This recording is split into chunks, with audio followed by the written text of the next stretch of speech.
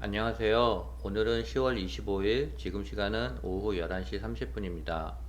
오늘 말씀드릴 내용은요, 내년의 경제 침체 따위는 걱정하지 않아도 될 것 같아요. 러시아, 우크라이나가 휴전되면은 우크라이나 재건을 위해서 미국 우방들은 경제 특수를 맞을 것 같아요. 차이나 전기차는 아무리 밟아도 잔디처럼 일어날 것 같고요. 지금 현재 엑소엑셀은 급등 중에 있습니다. 그리고 오늘 여러분들께 감사드리고 싶은 게 있는데요. 오늘부로 구독자 100명이 넘었어요. 부족한 제 영상을 구독해 주신 분들께 다시 한번 감사의 말씀을 드립니다. 오늘 차이나 전기차가 찔끔 올랐어요. 그래서 마이너스 현재 18%고요. 엑소엑셀은 지금 급등 중에 있습니다. 그래서 현재 마이너스 11%. 손실폭이 점점 줄어들고 있어요. 이 상태로라면 이번 주면 양전도 가능할 것 같아요. 어제 미국발 순풍으로 국내장도 올랐어요. 개인은 1,300억을 순매도했고요. 그걸 외인과 기관이 다 받아냈습니다. JP모건은 올해는 최악의 해락을 했고요. 고통스러운 지금이 최고의 진입 시점이라고 했습니다. 그런데 물음표를 왜 달았을까요?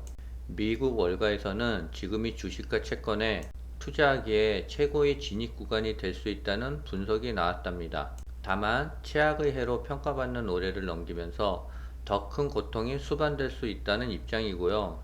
앞으로 더 많은 고통이 있을 수 있지만 밸류에이션 기준으로 10년 만에 투자자들을 위한 최고의 진입점 중 하나라고 평가했답니다. 주식시장은 혼조세를 이어갈 것으로 봤고요.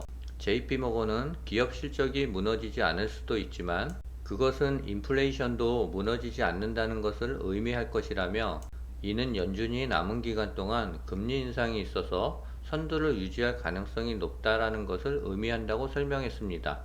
그럼에도 불구하고 투자를 계속 이어가야 된다고 강조했고요. 다우존스 산업지수가 하루 만에 22% 이상 폭락했던 35년 전 블랙 먼데이 당시 시장이 공포에 휩싸였지만, 블랙 먼데이 전날부터 현 시점까지 35년간 S&P 500의 매해 9.8%의 수익을 내온 만큼 흔들리는 시장 속에서도 투자의 끈을 놓지 말아야 한다고 설명했습니다. 최악의 사항은 아직 가격에 반영되어 있지 않다라는 평가도 했고요. 다음 기사는요, 미국의 부동산 거물이 인플레이션 진단에 실패한 연준에 대해서 불필요한 금리 인상을 강행했다고 질타를 했습니다. 어르신이 화가 많이 나신 것 같아요. 기사 내용은요, 월가의 억만장자 투자자이자 부동산 거물 베리 스탠리 히트 스타우트 캐피탈 최고 경영자가 미국 연준의 통화 정책에 대해 맹렬히 비판을 하고 나섰답니다.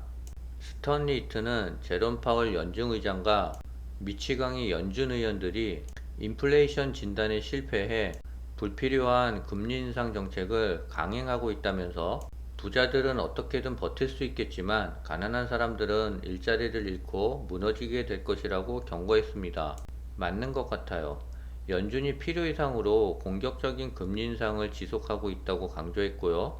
연준이 소비자 물가 지수 등 후행 지표에 집착해서 인플레이션을 완벽히 잘못 해석하고 있다고 지적했습니다. 저도 이분의 말에 격하게 공감하고요.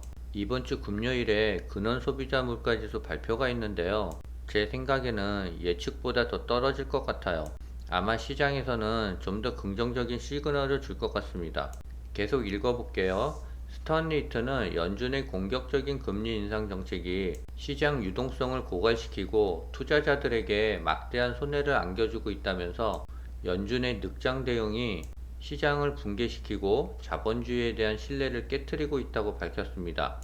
이어서 말했는데요. 부자는 재산을 30% 잃어도 여전히 부자지만 가난한 시간제 근로자들은 상황이 다르다면서, 연준의 금리 인상 여파로 결국 가난한 사람들은 직장에서 해고당하고 자본주의에 대한 신뢰를 잃게 될 것이라고 말했습니다. 그동안 소비자 물가 지수가 떨어지지 않은 이유가 주택의 렌트비가 원인이었었는데요. 오늘 날짜 기사를 봐도 주택 가격은 8월에 기록적인 속도로 냉각되고 있다고 말하고 있습니다. 지금 세계에서는 우크라이나 전쟁에 대해서 피로감을 느끼고 있는데요. 미국의 민주당 내부에서도 바이든에게 우크라이나 전쟁에 대해서 휴전에 나설 것을 강력히 촉구했답니다. 기사 내용을 읽어볼게요.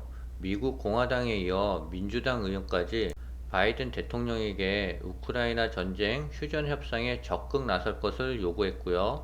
백악관은 휴전 협상은 우크라이나가 결정할 문제라고 선을 그었답니다.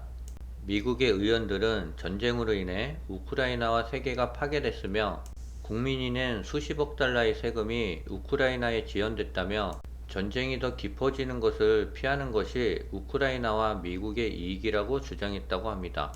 같은 민주당 내에서도 이런 얘기가 나온다면 바이든도 고집을 부릴 수만은 없을 것 같고요. 미국의 중간선거 분위기는 공화당 쪽으로 흘러갈 것 같아요. 우크라이나와 러시아는 지금 전쟁 중에 있는데요. 뜬구름없이 EU 수장이 우크라이나 재건에 국제사회가 신속하게 나서야 한다면서 동맹국에 협조를 요청했답니다. 그는 우크라이나의 피해 규모가 496조 원에 달한다며 특정한 국가가 혼자 제공할 수 있는 액수가 아니라고 했고요.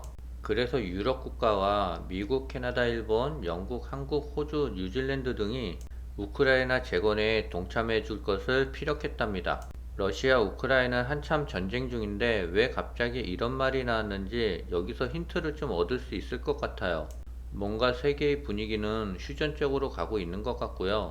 그리고 휴전을 하게 되면 우크라이나 재건비가 496조에 달한답니다. 모든 전문가들은 내년의 경제 침체를 걱정하고 있어요. 하지만 휴전이 돼서 우크라이나를 재건해야 된다면 경제 침체는 더 이상 걱정하지 않아도 될 것 같아요. 차이나 전기차가 요즘 좋은 실적에도 불구하고 주가가 지지부진하고 있어요. 오늘 그래프의 모양은 전 저점을 깨고 흘러내리는 것 같지는 않고요. 쌍바닥을 찍고 반등하지 않을까 예상해 봅니다. 또 그랬으면 좋겠고요. 차이나 전기차 구성 종목인데요. 오늘자 주가의 흐름은 그렇게 나쁘지 않았습니다. 비중이 가장 높은 화천기술이랑 EV에너지는 많이 올랐고요. 비중이 낮은 하위 그룹 회사들은 조금 내렸어요. 하락보다는 상승 포지션이 더 컸었는데 오늘 차이나 전기차는 너무 반영이 안 된 것 같아요. 아마 내일 오전장에는 반영될 것 같고요. 비아디에서 계속 좋은 소식이 들리고 있는데요. 내연기관 자동차 중에서 현재 판매 1위는 도요타입니다. 도요타가 중국 전기차 시장 공략을 위해서 비아디랑 손을 잡았다고 합니다. 미국이 아무리 중국을 견제해도 미국이랑 친한 일본 또한 중국의 엄청난 전기차 시장을 놓칠 수는 없을 것 같아요. 그래도 미국의 눈치가 보이지만 어쩔 수 없이 비아디랑 손을 잡은 것 같아요. 도요타는 중국 내 신차 판매에서 좋은 성적을 내고 있지만 전기차 부분에서는 존재감이 미미하다. 도요타는 배터리 확보를 위해 CATA, 비아디 등과의 파트너십 구축에도 적극적이고요. 도요타의 BZ3 모델에 처음으로 비아디 배터리를 탑재한다고 합니다. 도요타는 2030년까지 전기차를 연 350만 대 판매 목표를 갖고 있답니다. 블룸버그 NEF에 따르면 2040년 중국 신에너지차 판매량은 2230만 대로 전 세계 판매량의 3분의 1에 달하는 것으로 예상되고요. 연간 2230만 대라 진짜 중국 시장은 어마어마하게 큽니다. 중국 시장을 빼놓고는 전기차를 말할 수 없을 것 같아요. 지금 차이나 전기차가 지지부진하지만 우리 조금 더 인내심을 갖고 참아보자고요. 오늘은 여기까지입니다. 감사합니다.